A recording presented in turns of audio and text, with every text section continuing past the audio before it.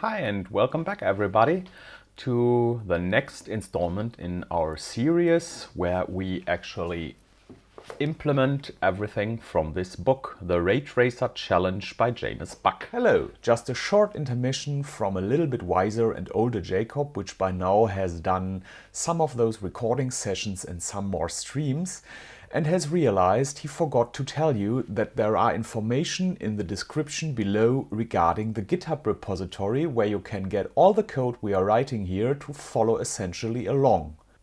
Furthermore, please bear with me while I'm still learning on how to present all the different things I'm doing currently during the recordings.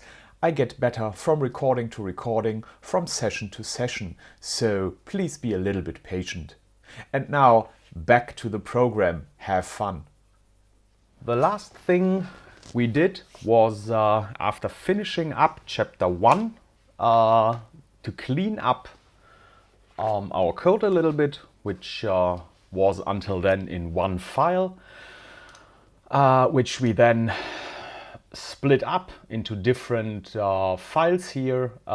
We have now our tuple implementation with the different tests of it here in one file. We have a utility function which actually is used by our tuple implementation to calculate equality of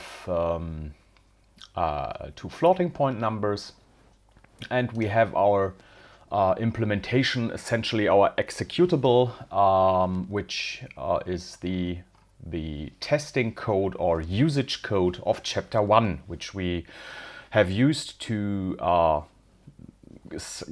use all that vector and point stuff we implemented before. Sorry, there is something that got into my eye, so yeah. Okay, so now we want to go and implement chapter 2. Chapter 2 actually tells us to implement a way of actually storing colors on a canvas, and then later on to start and export this one as a graphic. So we are actually creating the basics for us to later on be able to render something, because we are going to write a ray tracer, and we need a lot of math, and there will be a lot more math implementations along the way, but as well we need something to store our pixels and to render them too. So actually the first part of chapter 2 talks about how colors are represented in computer systems, which is, I guess most of you know, by red, green and blue, the primary colors, and if we mix them together in different ratios, we can actually create mostly any color we want with it. So the first thing we are going to do is, of course, we are creating, now that we have this structure and can do it, a new source file, and let's call it canvas.rs, as we are doing this in Rust. So yeah, Rust, until now, this is actually the first code, this project, I have written in Rust. So I've installed it in the first session we did here, and I've not worked with it since, or in between. So it's actually the only project I'm currently doing Rust with Rust, and I'm learning Rust as we go along. Okay, so now we have our canvas, and first of all, a structure should be created to represent a color. Essentially, this book uses floating point numbers to represent colors, which makes absolute sense, as we are not yet sure how much precision for colors we need, and we even would like to have the capabilities to represent colors outside of the usual color spectrum. So we are going to represent our colors by values between 0 and 1, floating point values between 0 and 1 in each component, red, green and blue. And it is possible for a color component actually to be below 0 or beyond 1, because during all this mathematical operations we might apply, first of all, there are certain colors which actually can be kind of oversaturated. This can happen. And on the other hand, with every of the ray tracer's mathematical operations later on, we will have some sort of error, calculation errors due to floating points and due to stuff which is simply not absolutely precise. So yeah, that's more or less the reason why we are allowing values between or over 1 and below 0. So later on, during the stage where we actually render it to a canvas, we are clamping them again to this allowed range. So making everything below 1 a 1 and over 1 a 1 and everything below 0 a 0. But yeah, first of all, we need to have this in mind that we need to store this. So let's create a corresponding struct, a struct. Let's call it color, yeah, why not? So we have now our struct color, and our struct color does actually have a red component, which is a floating point 64-bit. Was it a comma here or semicolon? We will see. I think it was a color, a comma. So red, green, which is a F64, and red, green, blue, which is an F64. So let's do this. Let's format this. Let's actually check there is a comma. Yeah, it can be formatted, so it most likely is correct to do it this way. Now, how was it with this tests again? I guess we called this module inside the other one test, and we did how was it called here? We did a CFG test, exactly. Let's just copy this. Makes things a little bit easier for us. So exactly, now we can create a test function. We have a test and we want an fn, our first one, which is colors.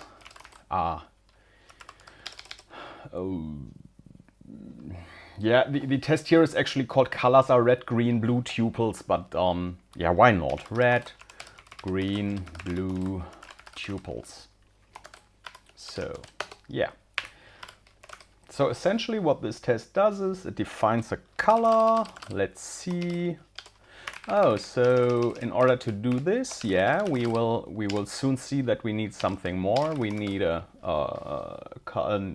creation method for this, or a creation function. I'm not 100% sure how it is called in Rust, actually. I guess it's a function because there are strictly speaking most likely no methods there, as we don't have classes. Red, green, and blue. So yeah, we simply define it by minus 0.5, 0.4, and actually 1.7. There it is. It's a value just beyond 1. So most likely that's why the author has put it in here, so that it is testing that actually can store those values.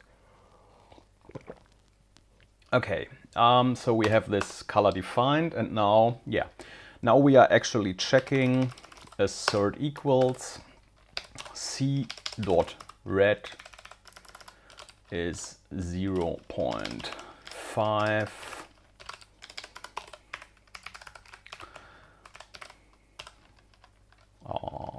Green and blue, and it has to be 0.4 and 1.7. Is it right? Yeah, 1.7. So we are actually asserting this, and now let's get a shell. Where has our terminal gone? There is a terminal. So cargo test. So all tests are passing because we haven't yet loaded canvas, because I need to include this module here, otherwise it won't even be compiled. So yeah, what's this? Unused import super. Aborting due to previous error. Yeah, that's actually absolutely correct. We don't have a new function yet. So let's implement one. Implement color pub fn new, which actually takes red, which is an F64, which takes green, which is an F64, and blue, which is an F64. And it returns self. So that would be self, red, green, blue to be returned here. Actually, I'm not 100% sure this is going to work. Let's execute this.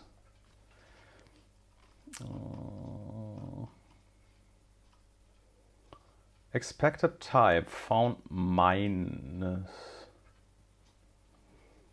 What did we do wrong here? Do I need to actually say color here explicitly?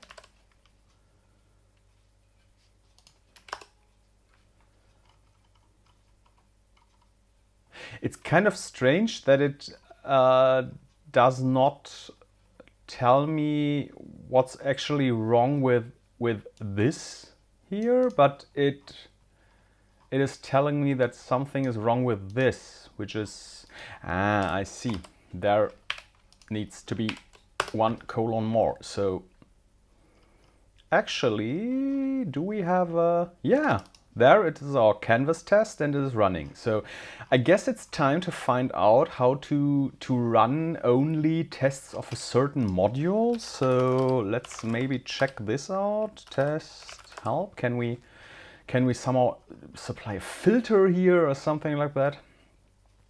Test name. Maybe I can. What happens if I just do canvas here? Okay. If I do tuple here, it should, tuple, it should execute all the tuple tests. Okay, oh no, it's executing actually then every test. Okay. I guess it's a filter, it's...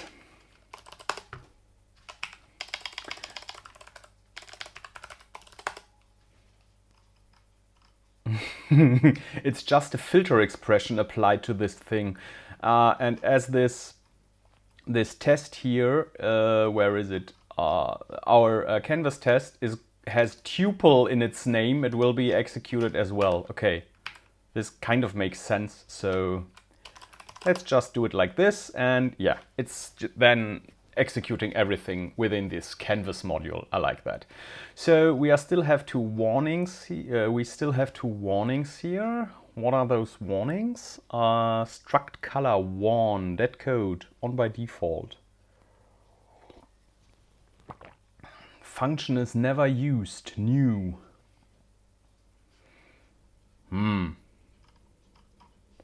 But we are definitely using it here.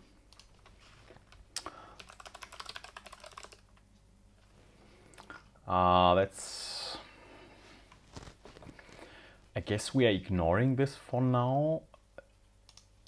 Okay, so now we have our color here. Let's do and implement certain operations. We can actually operate on a color. We can do and execute operations on a color. We can add colors, we can subtract colors, and we can actually multiply colors. And the operations defined by this are, as always, defined within this book as tests. So let's write corresponding tests. We have, there we go. We have a test, and it's called adding colors.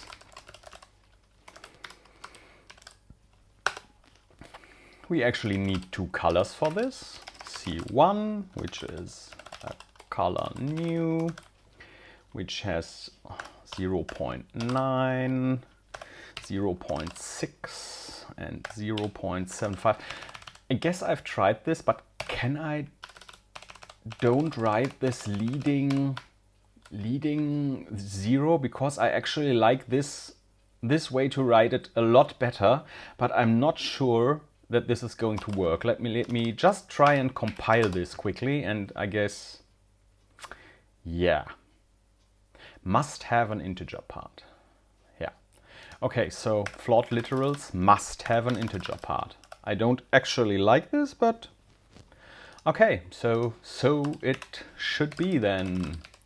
C2 is, come on, it's one of those days where I miss all the keys.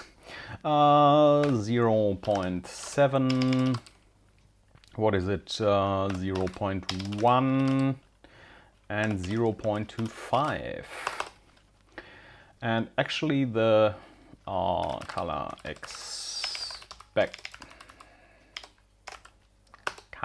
expected result is a color with the values 1.6, 0.7 and 1.0.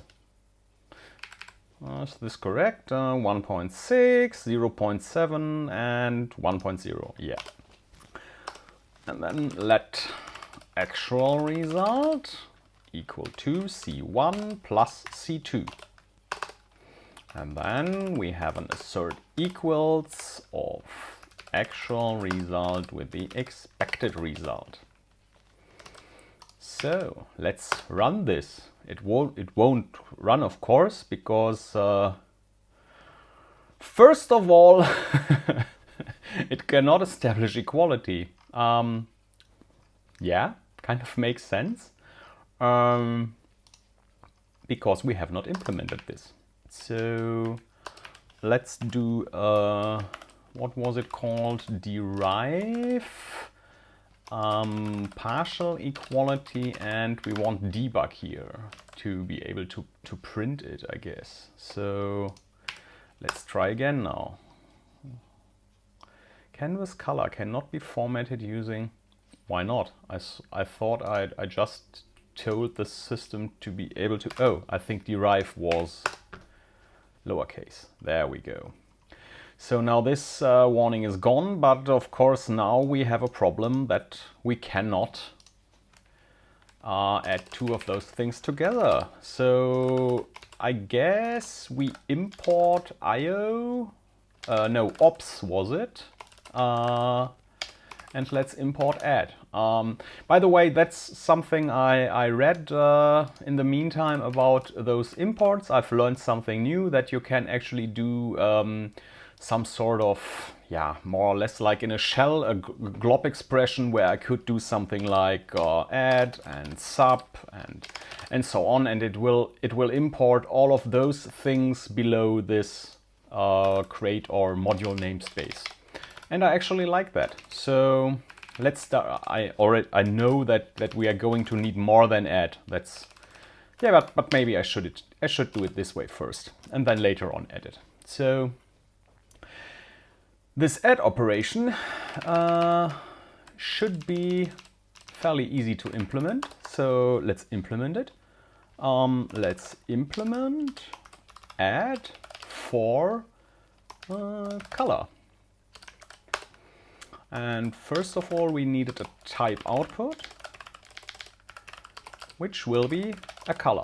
So now we are doing a function, which was called add, I guess, which, gets a self first, and then it gets an other, which is a color.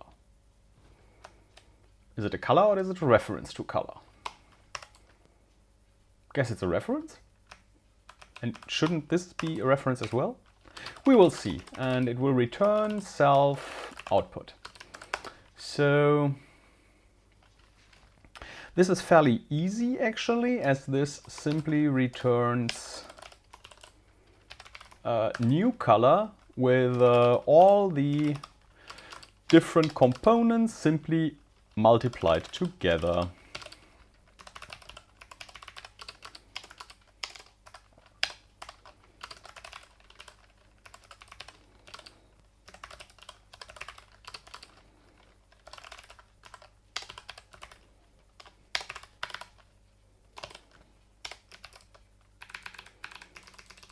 So let's test if this now compiles. No, it does not, because expected canvas color. So it does not expect a reference there.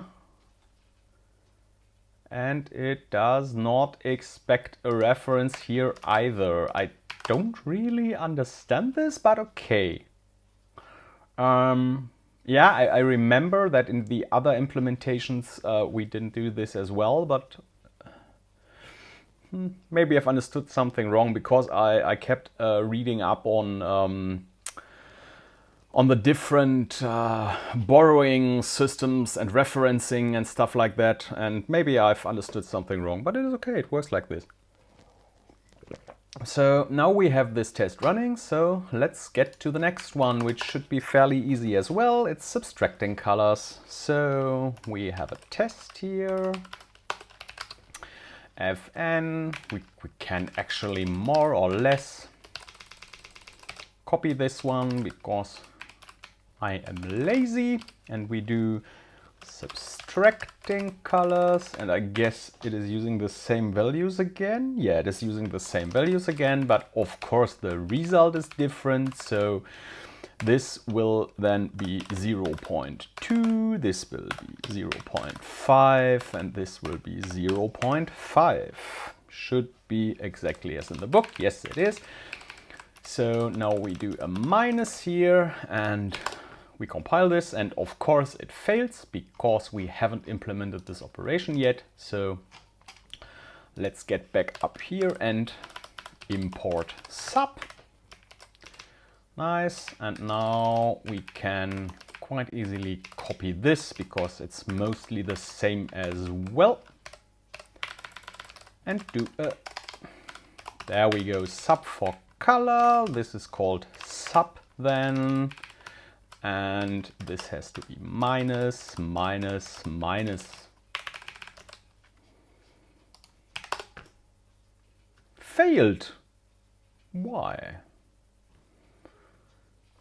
Interesting. That's actually kind of interesting. We got a floating point inequality problem here. Yeah, because we haven't yet implemented, we have just derived partial equality instead of implementing it with our floating point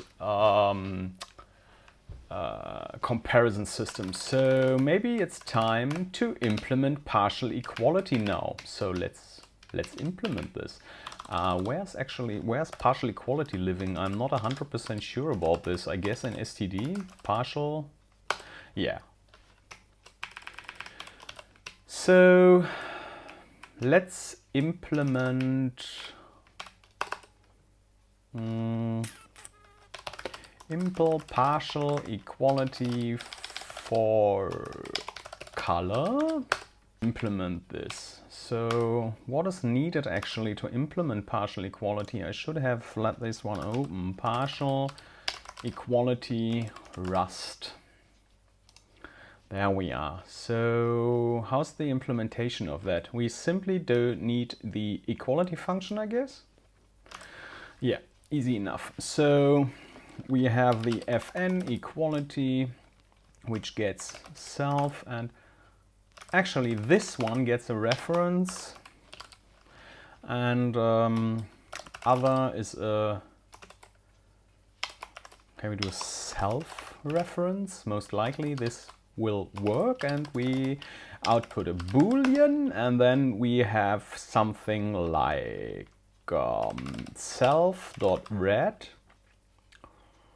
No, we have, first of all, we need to use superutil because we want our superutil dot star, because we want our floating point comparison function. Where the hell? Let me make this a little bit smaller here. So where are we? There we are. So what was it called actually? Util? We called it F64 fuzzy EQ. Okay, so let's use it. F64 fuzzy EQ, self red,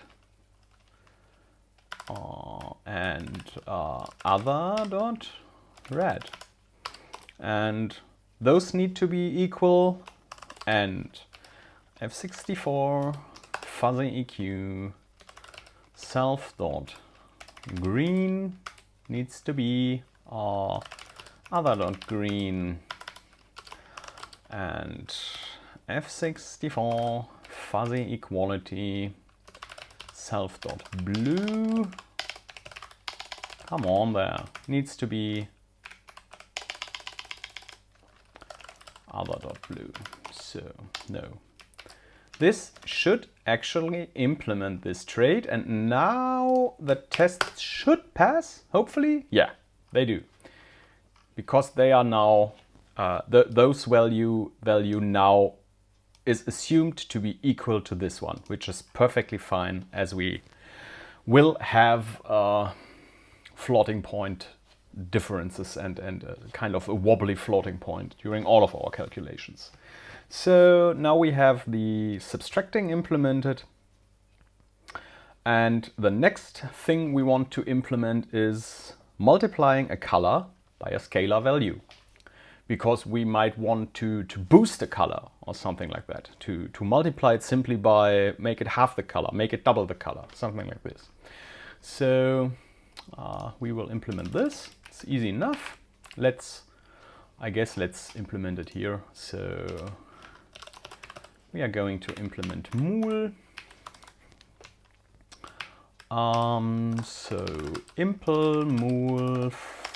It's actually mool with an F64 for color, and type output equals a color. We will return a color, and now we can implement the mool method, which gets a self and another, and the other is F64, and the result is self output.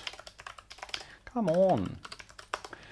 And we can simply implement this as self.red multiplied with other, self.green multiplied with other, self.blue multiplied with other. There we go. No semicolon. So this should actually do the trick, but we haven't written a test for it yet. Damn it. Again, not having done it the test-driven way. It's fine. We haven't compiled the code yet, so maybe it will still break. Multiplying a color by a scalar is the name of the test. And of course, we need a color. Let's see.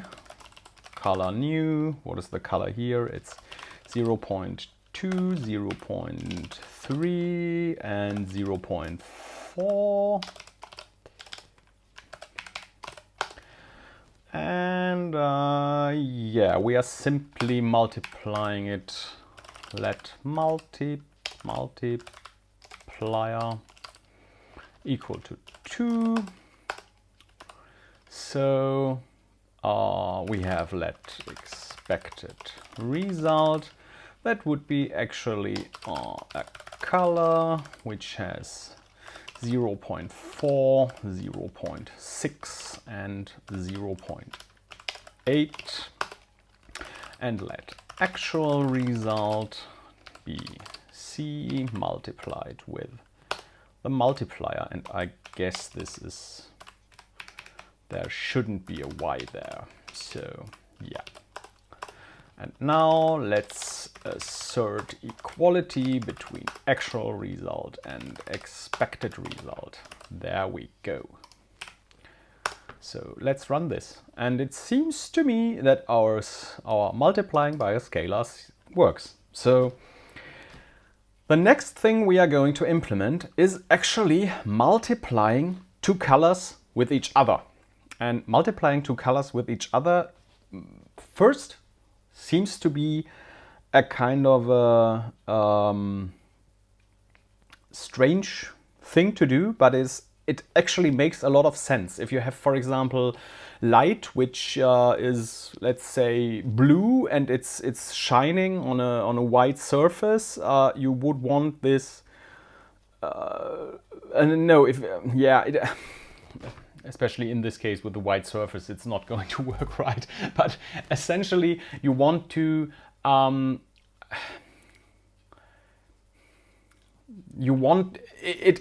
let's just say it makes a lot of sense to multiply two colors by simply multiplying each of their components together. It has actually a name, the sure product or something like that. I don't really remember. Let's I guess sure product it was. Not 100%. Hedemart product? Yeah, Hedemart product. And I guess it was called the sure product. There, that's the name. I know it. And it's simply the element-wise product of a matrix, or in our case, a color, which is actually fine for us. So where's our Visual Studio? There. So let's create this, because the book says we want this and we need it. So Fn, and it's called multiplying colors. Multiplying colors. There we go. And to do this, I guess we can kind of copy this one, because now we need two. Let's rename this. Let's see, two color new. Is it this? Of course, it's not the same. So this is 1.0.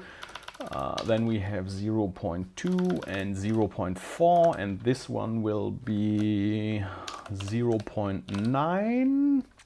1.0 and 0.1. Nice. And now we need to, can we move this one, and we need to multiply those. No, the expected result here is 0.9, 0.2 and 0.04. And now the actual result here is C1 multiplied with C2. And we, of course, assert, as always, that this one matches. Let's run this test. Shouldn't work. Perfect. Because now it says it cannot do this because it has no multiplication implementation to multiply one color with each other. It only has one to multiply it with a floating point, so a scalar value. But we now need to implement this for colors as well. And I'm hoping that I can implement this trait for another generic here. So to say I want to implement this for another color. And now we got a color here. And now we need to multiply this with other red, other green, and other blue. And I'm not sure that actually Rust can do this, but I hope it can. Yeah, okay, it can. So now it understands, okay, it is another kind of operand I have here. So I'm using this function instead of the one before. Perfect, that's really nice. So let's go further with this stuff. Okay, the next thing in the book is saying now we have colors, which is quite nice, and we could actually commit those. Git add source lib, source canvas, git ci, implemented color representation and operations on them. Nice. So we have committed this. That's good.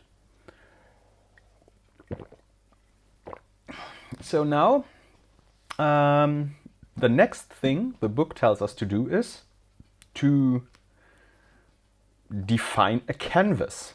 And a canvas is actually simply a rectangular space of pixels, and each pixel is represented by a color. So this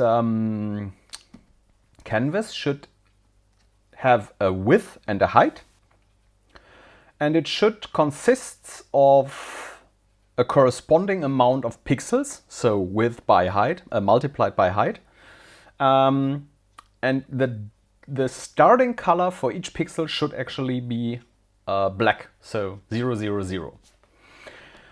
So yeah, let's start by, as always, or as most of the times, writing a test. So fn creating a canvas. And actually this is like, it says, let's see, should be a new canvas with a width of 10 and by width of 10 and a height of 20. And once we have done this, it assumes that we should check the following. We should actually check here that c.width is actually 10, makes sense. That the height is actually 20, and then, and we will do this a little later because I need to take a look at how we can actually do and define this, because I have no idea how to define arrays yet in Rust. We will see. We should check, or we are supposed to check that each of the defined pixels is the color 0, 0, 0. So assert each pixel is color 0, 0, 0. Let's add a to-do here, because I don't really know how to do this yet, but we can actually implement this first, because I know how to do this. So I know how to do this because we can simply do it here. We can say, by the way, did we define this struct? We should have defined it as public, because I guess we want to export this information. The question is, do I need to say those are public as well? I don't really know. Okay, we will find out soon enough, I guess. How did I do it in the tuple? Did I define it there? I defined those as public, yes. And I had to define the functions as public as well. So maybe we should directly do this here as well, because we already know we will be using those informations from the outside. Oh, I actually did this here. Was it needed for the traits? I guess not, but you never know. No, it was not. So do I have something else? No, I only implemented traits there, yeah? Okay, so let's at least, I guess, partially commit that. So let's check. We want to commit this chunk. I need a little bit bigger terminal to see what's going on here. No, we don't want this chunk. So git ci exported color to be, or changed color visibility to be public. Okay, so we committed this. Okay, so now let's do this canvas thingy here. Let's do a new struct here. Let's call it canvas. Canvas is a public struct. It has a public, let's do it right from the beginning this time, right from the start. So it has a public width, which is an I64, I guess. The width is an integer, of course it is. And we have a height, which is an I64. Do we really need 64 bits for this? I don't think we will be representing those huge dimensions anywhere, because 32-bit is should be completely enough. What is 232 minus 1? Yeah, I guess 16 would be enough. Yeah, maybe not, but most likely. But we are not representing any picture. Let's do it like, let's, oh, we need a, is there a, wait a second, is there an unsigned version of this? Let's check this. Rust unsigned integers.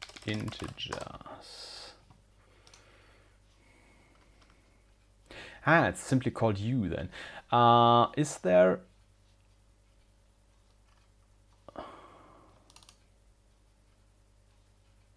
Yeah, okay. Let's use a U size for this. So let's simply use what the architecture provides us here with, because we don't really care. A 16-bit unsigned integer would be absolutely enough, but using the architecture size, so the size of one CPU register would be fastest, I guess. So that's actually working for us, and now we need a impl canvas, which has a pubfn new, which takes a width, which is a U size, and a height, which is a U size, and returns a self, and it will do a self with height. Yeah, I guess. And I guess this should, where is it? There should actually pass. Yeah, it passes. Test, multiply color, creating canvas. Yeah. So, okay, now we need to store those pixel thingies as well, don't we? So let's check out Rust array.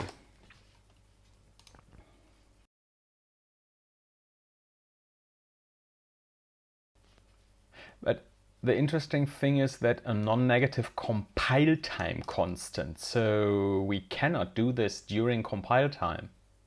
We may be able to actually do this using a template, but there and then applying this template parameters as size to the canvas. That would work, I guess, but there needs to be something more than there needs to be some sort of dynamic array. Maybe some sort of vector. Is there a vector? So as in C++ vector, the data structure vector in Rust vector. Vec, std vec. Yeah, that seems like what we want. A continuously growable array written as vect and pronounced vector. So let's get this one. So use std vec. It was called vec, wasn't it? std vec? std vec. Aha. Yeah, but how do I get this macro imported? Do we need to import this as well? We will see. So what I want to do now is I want to have this canvas, and it is a vec of color elements. The question here is now we could have a vector of vectors with colors, so essentially for each row or something like that, but I usually would have them in a static array, the corresponding size, like and then creating the just calculating the index by x and y. So yeah, let's do this. So now the book says that in order to write this test, we need a way of accessing the the pixels. The book later on says that we want a function called writePixel to set a certain pixel, and I guess we will simply add a readPixel function as well in order to read those pixels, because I don't think I can access this if it's private, but I don't want to allow direct access to this array, actually, for now.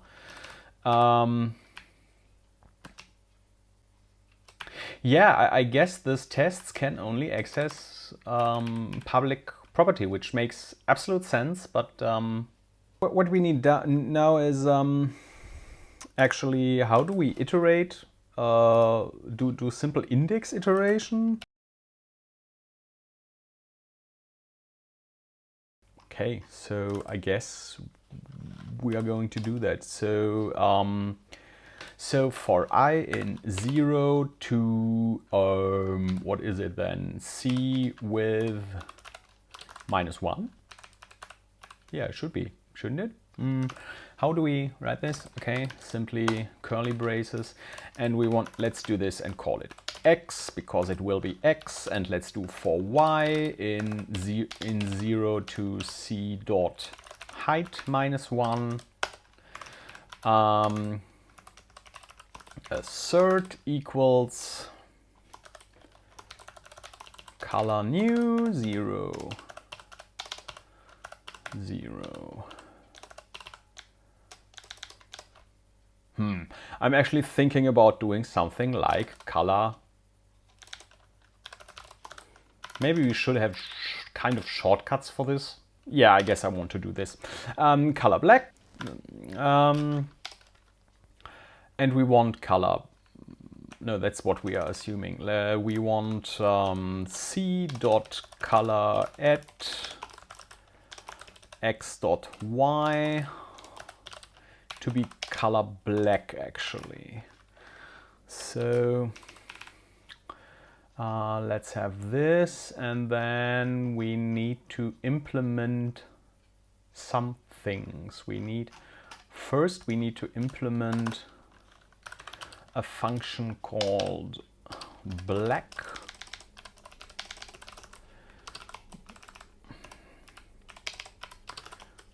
which returns a self, and it returns a color new 0 0 0. So we have this one, and now we need this color add function to be implemented for the canvas, which would be pub fn color at x is a u size and height is a y is a u size, and it is returning a color, and it will then return let index is so we need to y multiplied with the width of the canvas plus x as a coordinate. So now we return I missed the self here, and self, and we want self pixels. Can I access how do I access a vector? Okay, I can simply access the index. It seems I can simply access the index. So this should do the trick, actually. Should crash now because we haven't initialized this vector yet, but expected struct canvas color found. It now really enforces me to initialize this. I like it. I really like this. Pixels. And it was color black semicolon with, come on, multiplied with height. Wasn't it? It was like this, I guess. Let's check this. Does not compile. Okay, what's happening here? There's something really strange in the neighborhood. Oh, a lot of different errors. What the hell did I do here? What happened here? Attempt to use a non-constant value in a Use a non-constant value in a constant. So this is not going to work, I guess. Yes, I guess I just missed this macro. Maybe this is doing the trick already. No, it's not. So where are we now here? A local variable with a similar name exists, x. What did I do there? C with, that should have been self with, of course. Self with plus x. So, oops, I closed the file instead of going here and recompiling it. So what's now? Expected struct color found nothing. Interesting, but did I add a semicolon here? I most likely did. Yeah, I added a semicolon here. Of course I added a semicolon there because I always do this. So what's the next one? The trait clone is not implemented for color. Can we simply derive clone? Should be easy enough as it only consists of basic types. The system already knows. Okay, color add. I guess I more or less did the same thing as always and put where's this color add function? Give me color add. Yes, there we are. Yeah, and I added a semicolon again as always. Okay, now it is. Move occurs because value has type color, which does not implement the copy trait. Wait a second. Move occurs because value has type color, which does not implement the copy trait. Not sure, but we will see later on if this is coming back to haunt us. But let's for now simply return a reference to this thing. No implementation for canvas color equals canvas color. I see. So that shouldn't be a real problem here, as I should be able to do this. Okay, so now the tests are all passing. So we can remove this to do here, I guess. Yeah, and I hope this isn't coming back to haunt us, but we will see.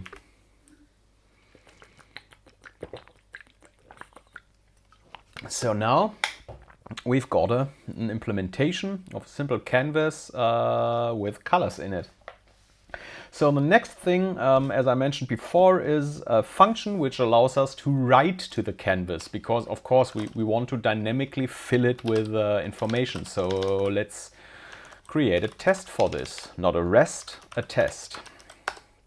No.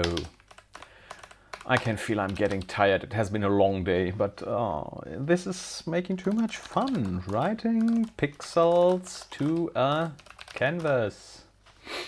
Yeah, so writing pixels to a canvas. We create our canvas. So let C canvas new. We are again doing 10 by 20 pixels here. And we need a color. In this time we want the color red, which is canvas. Should we implement a red now? I'm not sure. Black is something special, like white or transparent or something like that. By the way, we cannot render transparent pixels, but we won't use that anyways. So, but it's something kind of special. But yeah. I'm don't sweating it now. I will simply do it this way. Now we have a what? takes 2 arguments. Oh, no, not canvas, color. There we go. Now we need this function write color, which we want at position 2, 3, and we want the color red there. Okay, so actually we don't have this one, but it's not so bad. So now we do an assert equals, wait a second, we want red at c dot pixel at 2, 3. So no method named pixel at found in that can only be wrong. Did I name it wrong? I named it wrong. It is actually called pixel add, not color add, and this actually makes a lot more sense. So let's rename this one. Color add. So it's now called pixel add, and we want to compare the dereferenced version of this one. But it won't still compile because we need this write color function. We can implement it. Where is our implementation? So yeah, let's implement this one. Pub fn write color reference to self. We are getting an x coordinate and a y coordinate.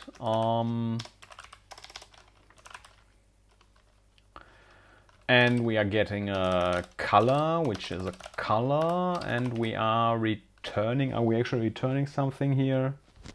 Not that I know of, so we are not returning anything. And what I now want to do, I want to kind of outsource this index method. So let's simply create another method here, which is then not public. So we call it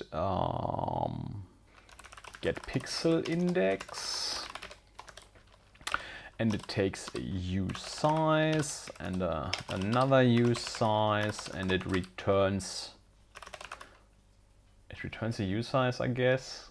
Actually, this will not essentially 100% fit, but I don't really care there. So let's do this, and let's put this there and simply return this, and it's self. No, it's not percent, ampersand. So something like this. Actually, why would this not be a user? This is, oh, there is a semicolon again. So yeah, now I want to do self.get pixel index x.y. Now this should work again. Essentially, now we can do self.get pixel index xy here without storing it there first. And now we can put this, no, back. We can put this there at, what am I doing there? We can more or less put this there, and we can we actually set this? That's something I'm really curious about. Can I do this now? Or will it explode? Cannot borrow self pixels as mutable, as it is behind a reference. Self is a reference, so the data it refers to cannot be borrowed as mutable. So can I do this actually by saying I want this one mutable? Oh, like, can I do a mutable pixels here? No. How am I doing this actually? Okay, so I need to take a look at how to do this in Rust. Rust mutable vector in a struct. Let's just search for something like that. How can I make a vector? How can make the vector mutable inside struct? Sounds reasonable. Let's actually try to, oh, Where were we? Well, let's actually try to do this. What the hell? Why is it? I actually want to be somewhere here, and I want a mute. So this is actually what? Cannot borrow self as immutable because it is also borrowed as mutable. What? Why? What? Why the? What? Wait a second. Now I can't do this anymore, or what? Let index equal.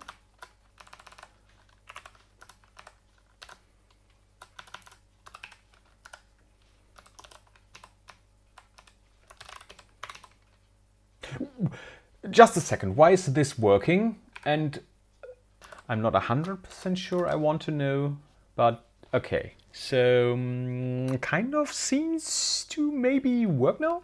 Don't know. It's kind of strange. Cannot borrow C as mutable, as it is not declared as mutable. Cannot borrow as mutable. Not sure. Let's check this. So let's first of all, let's check if this compiles. It does not. Value borrowed here after move. Borrow of moved value red. I see. The right color implementation is wrong. It needs to take a reference to a color, and then it should put this one in here. Cannot move out of color, which is behind a shared reference move occurs because color has type canvas color. I see.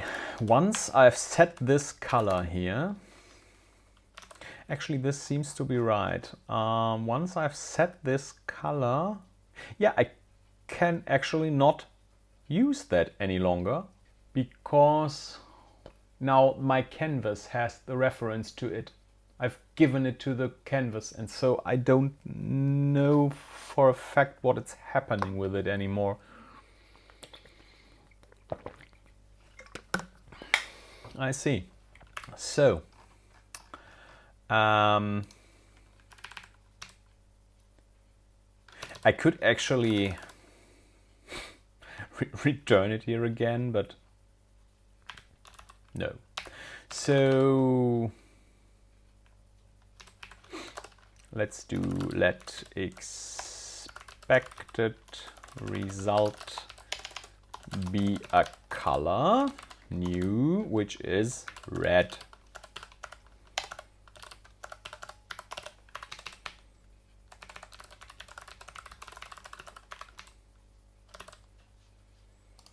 So this should work. It does, and it actually compiles. So okay.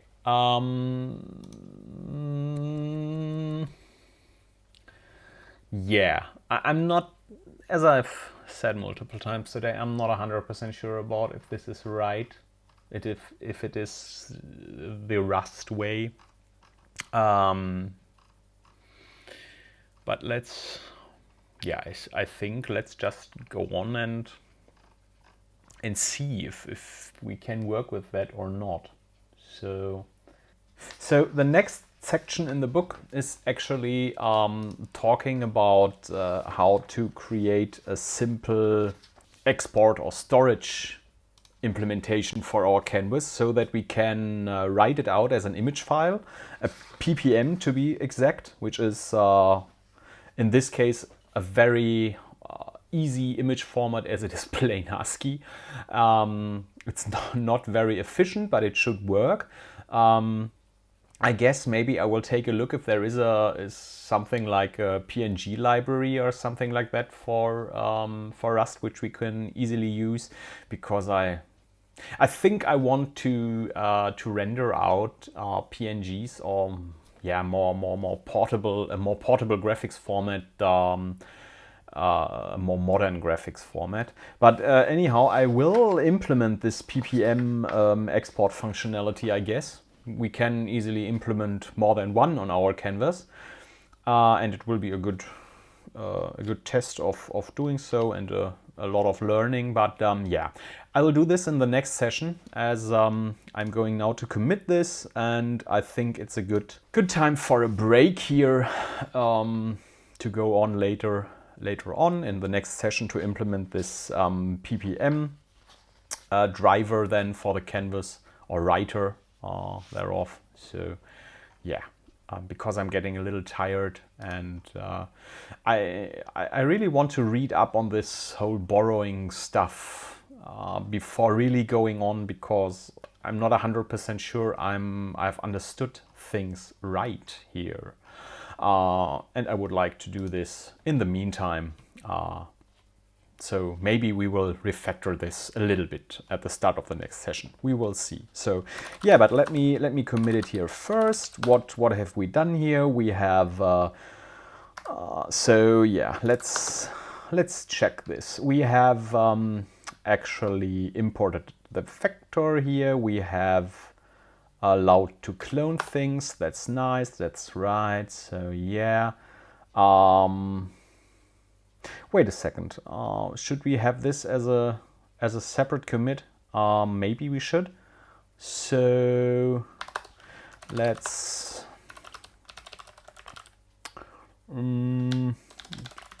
just reset, and let's do this again. So no, we don't want this chunk. We want this chunk. We do not want this chunk. We don't want this chunk. So git ci implemented default, I don't know, constructor for the special color black. So yeah, so what's the rest of it we have done here? Yeah, that's actually the vector thing. That's the implementation of the canvas, I guess. Yeah, it's okay. That's fine. So git ci implemented